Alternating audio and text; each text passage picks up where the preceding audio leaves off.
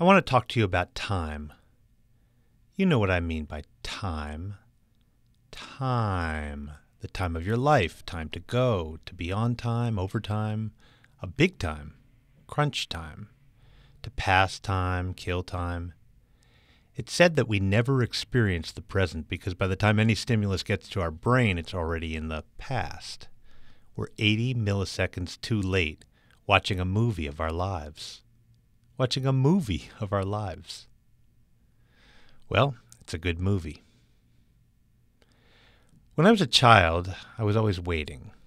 Waiting until my brother got home, until class was over, until the weekend, the summer, until I was a teenager, until I could drive, until college.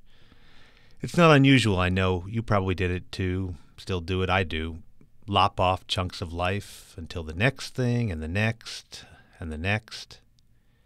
Even as a teenager, though, I knew this was a problem, all this anticipation, this giant need that couldn't be filled.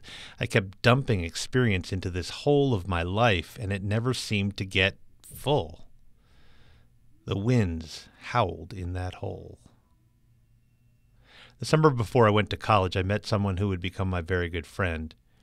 The first day we met, he said, "Hey, you're going to college. What do you think is the meaning of the human endeavor?" All summer long, we talked about it. What is the meaning of the human endeavor? What is the meaning of the human endeavor? What is the meaning of the human endeavor? We finally decided you could only know the answer to this question when you jumped up in the air, when you were at the very top of your jump, the infinitesimally short moment when you stop going up and haven't started to come down. This moment takes place in no time, zero amount of time. You go up, stop and then come down.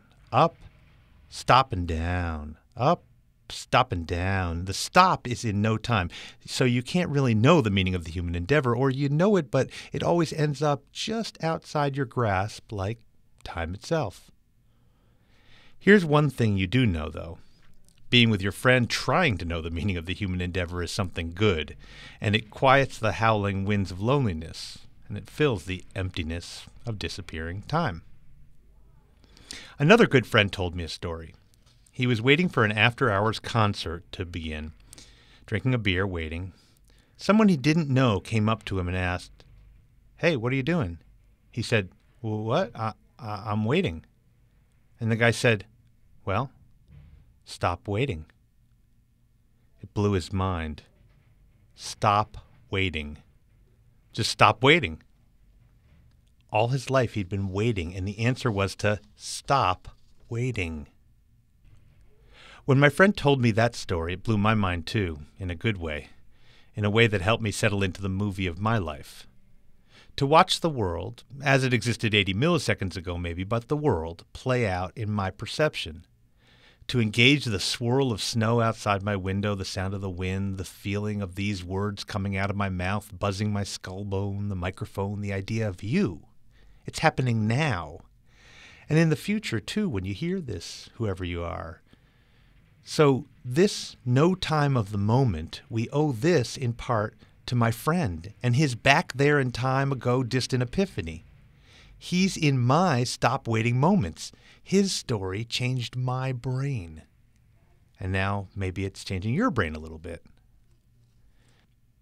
I sometimes see time as a river, new water every moment, but all connected in a pattern back to the source and down to the sea. And our lives aren't just the water.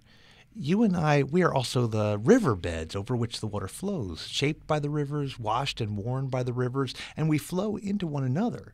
So just like each river is connected to all other rivers, we are not alone in time, and all time is connected. Our patterns are shaped by the deepest time, ancestors, millennia, and stardust ago. We boil up into the sky of our shared moments. We rain and tumble rocks into sand. Ta-da! We are here in this strange soup of time together, rolling to the ocean as one and forever.